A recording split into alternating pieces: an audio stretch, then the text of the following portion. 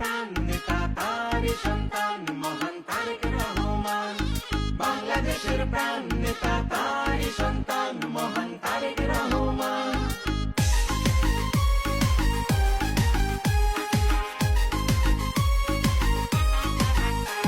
আমি দেখেছি পদ্মা মেঘনা যমুনা আজ বহমান, আমি শুনেছি কোকিল ময়না দোয়েল গায় যে মধুর গান।